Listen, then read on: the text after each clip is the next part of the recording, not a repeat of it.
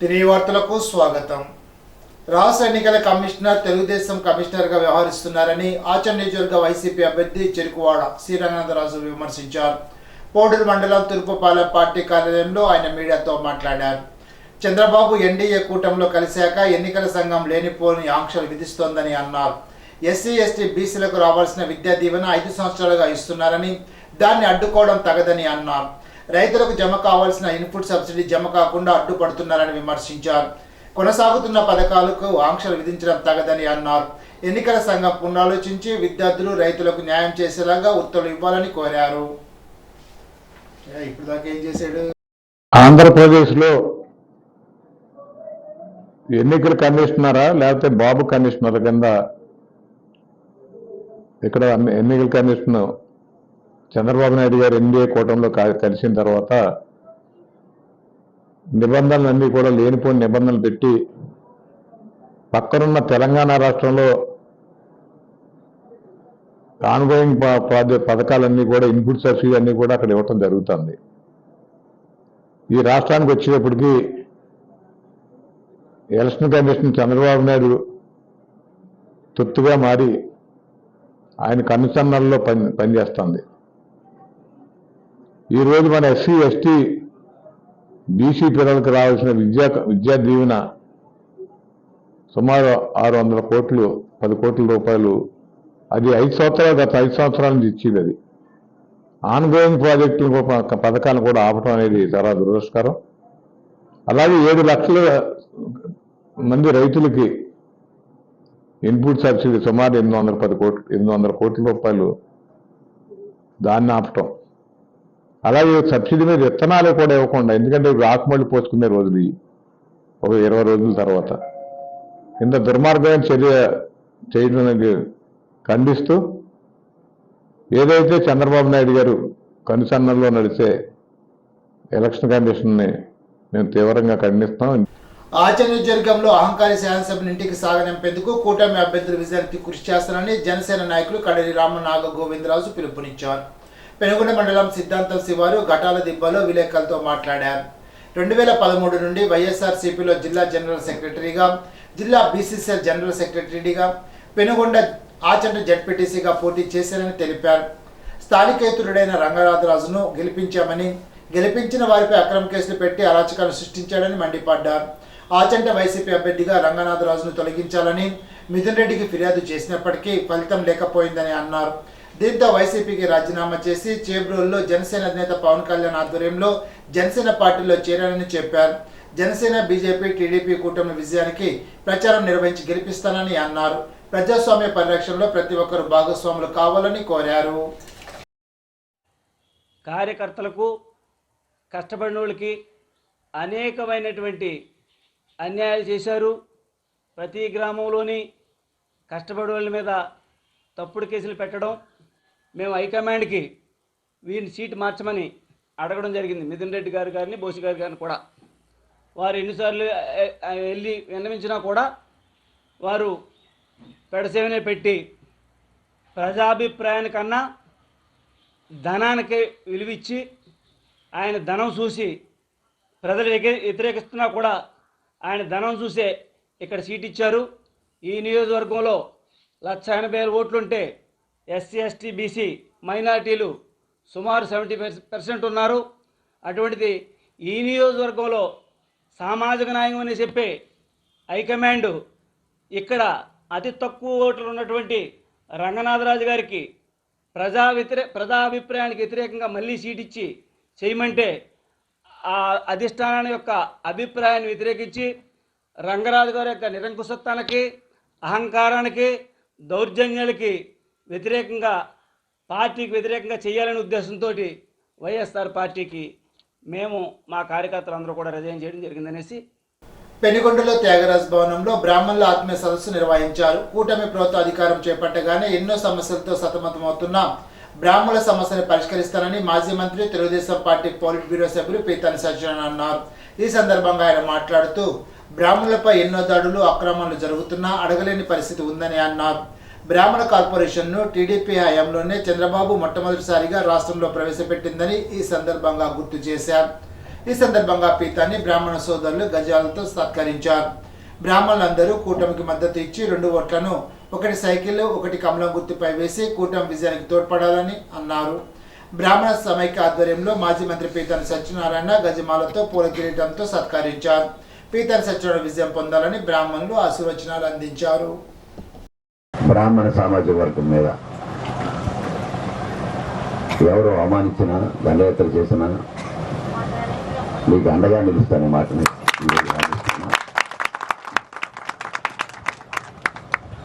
ఏదైతే బ్రాహ్మణ సమాజంలో కళ్యాణ మండపాలు కావాలని ఏదైతే తిరుమల పట్టణాన్ని జరుగుతూ ఉన్నారు, ఆ పట్టణంలో ప్రభుత్వం వచ్చిన వెంటనే దానికి అతి త్వరణ పూర్తి చేయడానికి హామీ ఇస్తున్నాం. స్పష్టంగా చెప్పాలంటే సాధ్యం అసాధ్యం 2 విషయాలు ఉంటాయి. సాధ్యమైనంత వరకు నీకు అనుకున్న ప్లేస్లోనే పెడతాం. అసాధ్యం కాబట్టి మీరు నేను అడ్జస్ట్ అవ్వాలి, సహకరించాలని మాత్రమే కోరుకుంటా ఉన్నా. అలాగే అపర కర్మలకు సంబంధించిన ముందు నియోజకవర్గానికి ఉంటూ కట్టే బాధ్యతను తీసుకుంటారనే మాటలు ఈరోజు బ్రాహ్మణ సమాజం. ఆచంట నియోజకవర్గం ఆచంట కమ్మ కళ్యాణ మండపంలో జనసేన, టీడీపీ, బీజేపీ యువజన ఆత్మీయ సదస్సు నిర్వహించారు. ముఖ్య అతిథిగా విచ్చేసిన కూటమి అభ్యర్థి మాజీ మంత్రి పీతాని సత్యనారాయణ మాట్లాడుతూ యువత అరాచక అవినీతి పాలన సాగిస్తున్న జగన్మోహన్ రెడ్డి ప్రభుత్వాన్ని సాగనంపేందుకు ఈ ఎన్నికల సమయం కీలక సమయమని, ప్రతి యువకుడు యుద్ధంలో సైనికుల్లా ప్రజాస్వామ్య పరిరక్షణలో భాగస్వాములు కావాలని పిలుపునిచ్చారు. జనసేన, బీజేపీ, టీడీపీ కార్యకర్తలు మొక్కవోలు దీక్షతో ఎన్నికల కురుక్షేత్రంలో విజయడంక మోగించేంత వరకు వెన్నుదన్నుగా నిలవాలని కోరారు.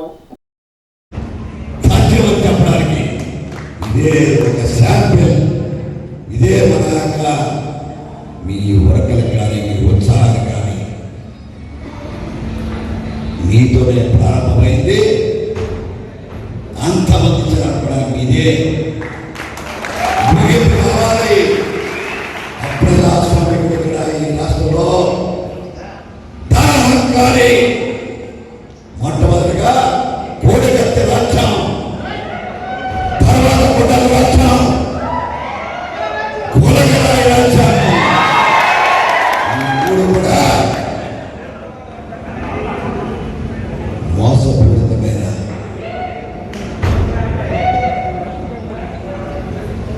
ప్రజాస్వామ్యం అపహాస్తిస్తూ ఒక్కొక్క ఎలక్షన్లో ఒక డ్రామా ఆర్టిస్ట్గా ఆ paper, Sakshi paper, TV nine, NTV, tag TV లాంటి పేపర్లు రోజు ఆపదకు ప్రకటన చేస్తున్నారు.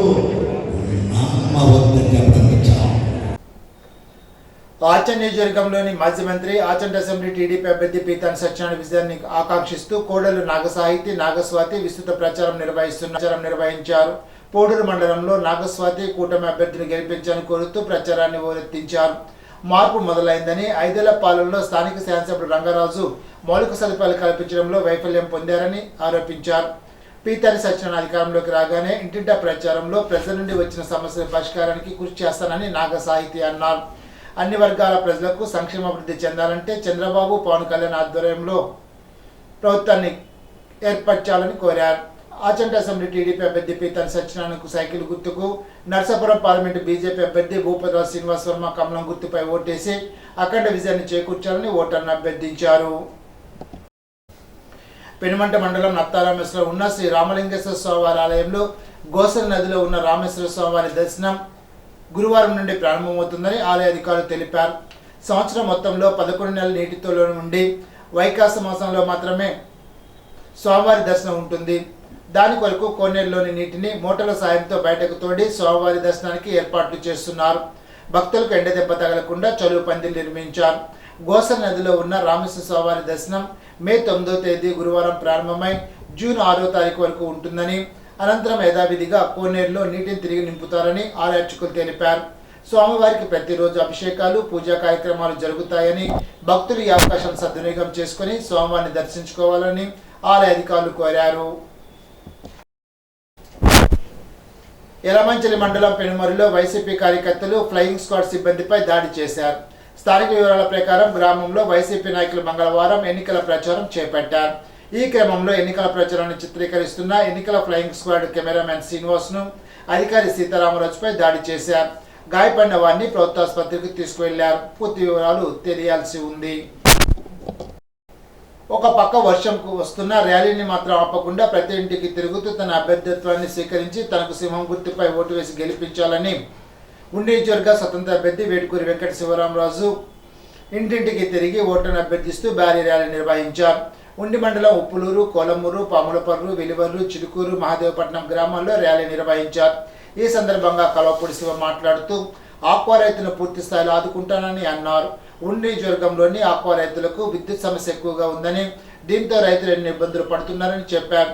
సుమారు రోజుకు 4 గంటల పైగానే విద్యుత్ నిలుపుదల చేయడంతో జనరేటర్ల సహకారంతో ఆక్వా సాగును రైతులు సాగు చేస్తున్నారని తెలిపారు. ఆక్వా రైతులకు సబ్సిడీపై విద్యుత్తును అందిస్తానని చెప్పిన ప్రభుత్వాలు రైతులు నట్టేట ముంచేస్తున్నారని ఆయన అన్నారు. ఇప్పటికైనా ఆక్వా రైతును ఆదుకోవాలని ఆయన కోరారు. తాను ఉండి నియోజకవర్గం నుండి స్వతంత్ర అభ్యర్థిగా పోటీ చేస్తున్నానని, తన గుర్తు సింహమని, తనకు ఓట్లు వేసి గెలిపిస్తే ఆక్వా రైతును ఆదుకుంటానని చెప్పారు. కార్యక్రమంలో గాదిరాజు శ్రీనివాసరాజు, గొట్టుమక్కల సత్యవర్మ, ముందుండి రాంబాబు, సాయిరాజు సాంబరాజు, మోపిదేవి నాగ శ్రీనివాస్, బురిడి రవిబాబు, ఎర్ర నరసింహారావు, పరదేశి, తిరుమల గాంధీ, పెద్ద ఎత్తున మహిళలు తదితరులు పాల్గొన్నారు.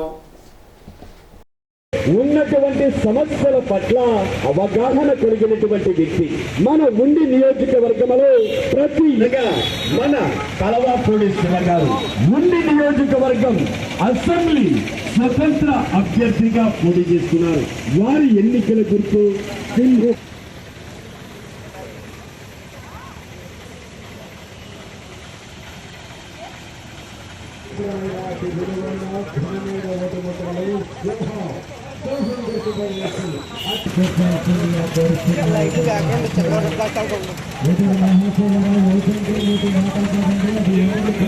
ఉండి నియోజకవర్గంలో స్వతంత్ర ఎమ్మెల్యే అభ్యర్థిగా పోటీ చేస్తూ సింహం ఎన్నికల గుర్తుపై ముందుకు వెళ్తూ ప్రజలందరినీ అభ్యర్థిస్తూ గ్రామాల్లో పర్యటిస్తున్నాం.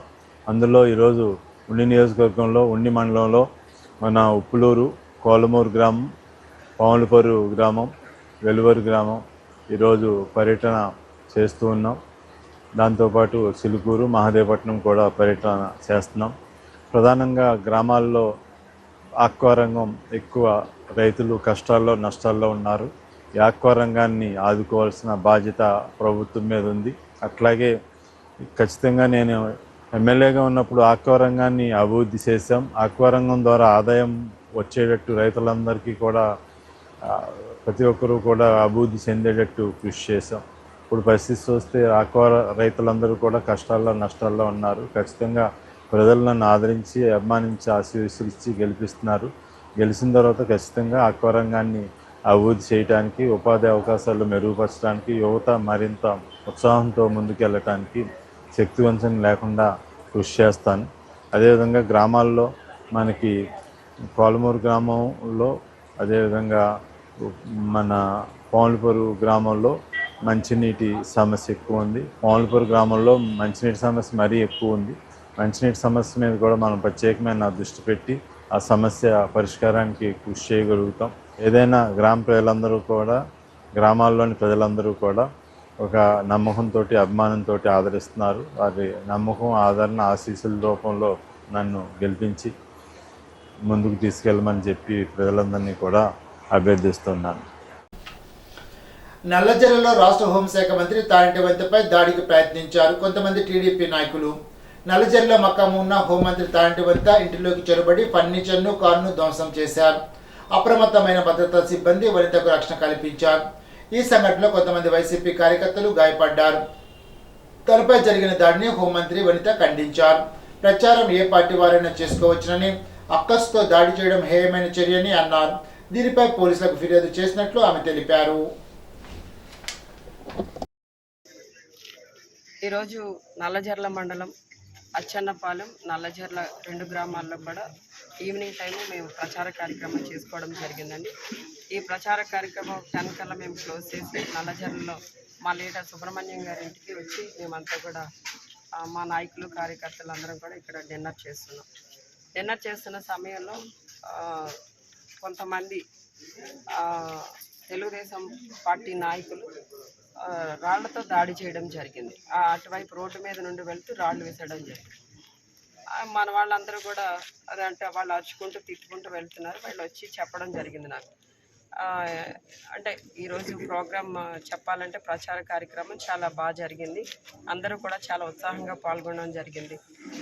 ఈ కార్యక్రమాన్ని చూసి వాళ్ళు తట్టుకోలేక కడుపు మంటతో ఏవో అట్లా చేసి ఉంటారులే పిచ్చి పనులు అని చెప్పి సమర్థించుకున్నాం, పెద్దగా పట్టించుకోలేదు.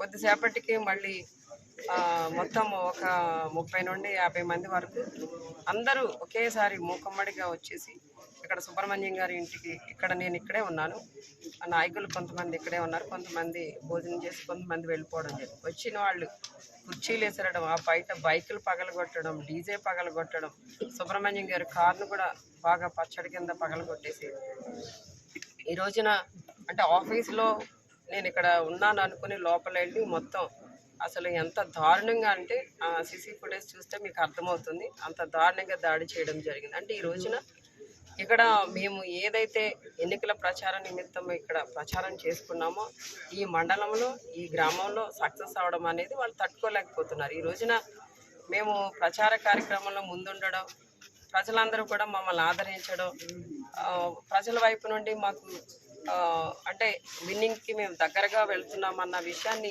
వాళ్ళు తట్టుకోలేక, వాళ్ళు విన్నింగ్కి దూరం అవుతున్నారన్న విషయాన్ని తట్టుకోలేక ఈ రోజున కడుపు మంటతో ఇక్కడ వచ్చి దాడి చేశారు. అసలు ఇక్కడ వాళ్ళు దాడి చేయడానికి సుబ్రహ్మణ్యం గారికి కానీ నాకు కానీ ఎటువంటి గొడవలు జరగలేదు వాళ్ళతో. అలాంటప్పుడు ఎలా వచ్చి ఇక్కడ దాడి చేస్తారు? అంటే ఇక్కడ ఒక దళిత మహిళగా ఉన్న నన్ను, ఇక్కడ అభ్యర్థిగా ఉన్న నన్ను ఈ విధంగా కించపరిచే విధంగా, అవమానపరిచే విధంగా, అంటే ఈ విధంగా దాడి చేసేసి రౌడీయిజం చేసేసి వాళ్ళు ఏదో ఇక్కడ రాజకీయం చేస్తూ గెలవాలనుకోవడం అనేది ఎంతవరకు కరెక్ట్? ఇప్పుడు తూర్పుగోదావరి జిల్లా వార్తలు. మే 13వ తేదీ సోమవారం జరగనున్న సాధారణ ఎన్నికల సందర్భంగా పోటీ చేస్తున్న అభ్యర్థులు, ఇతరులు వారికి సంబంధించిన ఎన్నికల రాజకీయ ప్రయోజన నేపథ్యంలో ప్రింట్ మీడియా వార్తాపత్రికల్లో మే 12, 13 తేదీల్లో జారీ చేసే ప్రచార ప్రకటనల మీడియా పర్యవేక్షణ, మీడియా ధృవీకరణ విభాగం నుండి ముందస్తు అనుమతి పొందాలని కలెక్టర్, జిల్లా ఎన్నికల అధికారి డాక్టర్ కె మధులత బుధవారం ఒక ప్రకటనలో తెలిపారు. భారత ఎన్నికల సంఘం మార్గదర్శకాల ప్రకారం మే 12, 13 తేదీల్లో వార్తాపత్రికల్లో ఎన్నికల్లో పోటీ చేసిన అభ్యర్థులు లేదా ఎవరైనా సరే ఎన్నికల రాజకీయ ప్రయోజనం కోసం ప్రచార ప్రకటనలు ప్రచురించుకోవాలంటే 2 రోజుల ముందుగా అనుమతి పొందడం తప్పనిసరని పేర్కొన్నారు. బుధవారం ఉదయం నన్నయ్య యూనివర్సిటీలో ఆవరణలో ఎన్నికల సాధారణ పరిశీలకులు, పోలీస్ పరిశీలకులు మే 12, 13 తేదీల్లో పోలింగ్ ముందు రోజున, పోలింగ్ రోజున, అనంతరం స్ట్రాంగ్ రూమ్ వద్ద సెక్యూరిటీ ఏర్పాట్లపై జిల్లా ఎన్నికల అధికారి కె మధులత, ఎస్పీపీ జగదీష్లతో సమీక్ష సమావేశాన్ని నిర్వహించారు. సాధారణ ఎన్నికల పరిశీలకులు కె బాలసుబ్రహ్మణ్యం, కమల్కాంత్ సరోజ్, పోలీసుల పరిశీలకులు బాలరాం మీనాలకు జిల్లా వ్యాప్తంగా ఉన్న 1577 పోలింగ్ కేంద్రాల వద్ద నిర్వహించే భద్రతా ఏర్పాట్లకు, అందుకు అనుగుణంగా అక్కడి సిబ్బంది నియామకం కోసం తీసుకున్న చర్యలపై కలెక్టర్ మాధవీలత, ఎస్పీపీ జగదీష్ కార్యాచరణ ప్రణాళికను వివరించారు. గోపాలపురం, నిడదవోలు, కొవ్వూరు నియోజకవర్గాల్లో పర్యటించి రానున్న 5 రోజులు అత్యంత కీలకమని, ఏర్పాట్ల విషయంలో ఖచ్చితత్వం, జవాబుదారీతనం కలిగి ఉండాలని స్పష్టం చేసినట్లు కలెక్టర్, జిల్లా ఎన్నికల అధికారి డాక్టర్ కె మధులత స్పష్టం చేశారు. బుధవారం గోపాలపురం డాక్టర్ బిఆర్ అంబేద్కర్ గురుకుల బాలికల పాఠశాలలో, నిడదవోలు మోడర్న్ రూఫ్ ప్రభుత్వ జూనియర్ కళాశాల, కొవ్వూరు శ్రీ మావులేటి సోమరాజు సంస్కృత ఉన్నత పాఠశాల ఏర్పాట్లను పరిశీలించినట్లు తెలిపారు. తాత్విక బాల వికాస్ ద్వారా ఆధునిక యాంత్రిక సమాజంలో తాత్విక పుష్పాలను వికసింపజేస్తున్నామని పిఠాపురం విశ్వవిజ్ఞాన విద్యా ఆధ్యాత్మిక పీఠం పీఠాధిపతి డాక్టర్ ఉమర్ అలీ షా అన్నారు. బాల వికాస్ స్నాతకోత్సవ సభకు ఆయన అధ్యక్షత వహించారు. తత్వ సౌరభం ఆడియో బుక్ను పీఠాధిపతి ఆవిష్కరించారు. 7 రోజుల పాటు నిర్వహించిన శిక్షణ అనంతరం డాక్టర్ ఉమర్ అలీ షా మాట్లాడారు. బాల వికాస్ ద్వారా తాత్విక శాస్త్రవేత్తలుగా పరిణితి చెందుతారని అన్నారు. 4 సంవత్సరాలు శిక్షణ పూర్తి చేసుకున్న 63 మందికి యోగ్యతా పత్రాన్ని అందజేశారు. శిక్షణ ఇచ్చిన ఎస్ పార్వతీదేవి, ఎం సత్యనారాయణ, వివి సత్యనారాయణ, మాణిక్యాంబ, ఎర్రంశెట్టి ఉమామహేశ్వరరావు, ప్రధాన సమన్వయకర్త ఏవివి సత్యనారాయణ, ఇందిరావి దంపతులను డాక్టర్ ఉమర్ అలీ షా సత్కరించారు. ఎన్టీవీ ప్రసాద్ వర్మ, నందం తాతయ్య తదితరులు పాల్గొన్నారు. అదేవిధంగా మన యొక్క జీవిత సౌధం అంటే బిల్డింగ్ని మనం నిర్మించుకోవాలి అన్నట్లయితే మన పునాది చాలా పటిష్టంగా గట్టిగా ఉండాలి. అప్పుడు మనం ఎన్ని అంతస్తులైనా నిర్మాణం చేసుకోవచ్చు మన జీవిత సౌధాన్ని. అది దృష్టిలో పెట్టుకొని భవిష్యత్ తరాల వారికి ఒక చక్కని జీవన సంస్కారాన్ని అలవర్చుకోవడానికి బాల్య దశ నుండే ఆధ్యాత్మిక తాత్విక జ్ఞానాన్ని ఇవ్వగలిగినట్లయితే అది సమాజంలో ఒక చక్కని మార్పును తీసుకొస్తుంది. అలాగే వారి యొక్క భవిష్యత్తుని, వారి యొక్క జీవిత సౌధాన్ని తీర్చిదిద్దుకోవడానికి చక్కని మోహన్నమైనటువంటి స్థితి పొందేటువంటి అవకాశం, శక్తి పొందేటువంటి అవకాశం కలుగుతుంది. కనుక అది దృష్టిలో పెట్టుకొని బాల్య దశ నుండే తాత్విక జ్ఞానాన్ని వారికి అందజేయగలిగినట్లయితే సమాజంలోనూ వారి యొక్క జీవన భవిష్యత్తుని తీర్చిదిద్దుకోవడంలోనూ చక్కని అవకాశం పిల్లలకి ఏర్పడుతుందనేటువంటి దృష్టితో ఈ తాత్విక బాల వికాస్ని ఏర్పాటు చేయడం జరిగింది. ఈ కార్యక్రమాన్ని యథోధికంగా మన ఈ ఏవివి సత్యనారాయణ గారి ఆధ్వర్యంలో ఒక టీం ఏర్పాటు చేయడం జరిగింది. ఆ టీంలో ఉన్న వాళ్ళందరూ కూడా అనేక అంశాలపై పిల్లలకు బాల్య దశ నుండే చక్కని విశ్లేషణాత్మకమైనటువంటి అనేక అంశాలు విజ్ఞానంతో ఆధ్యాత్మికత ముడిపెట్టి అనేక అంశాలపై చక్కని అవగాహన కలిగించారు. ఆ విధంగా ఈ భౌతిక విజ్ఞాన విద్యతో పాటు ఆధ్యాత్మిక విద్య కలిగి ఉన్నట్లయితే వారి యొక్క జీవితంలో ఒక ఆహ్లాదకరమైనటువంటి మహోన్నతమైనటువంటి స్థితికి పొందేటువంటి అవకాశం కలుగుతుంది. ఈనాటి బంగారు మాట. చెడ్డవారితో స్నేహం ఎప్పటికైనా ముప్పు తెస్తుంది. రమణ మహర్షి. ఈ వార్త ఇంతటితో సమాప్తం. తిరిగి విజన్స్ లో కలుసుకుందాం. అంతవరకు సెలవు. నమస్కారం.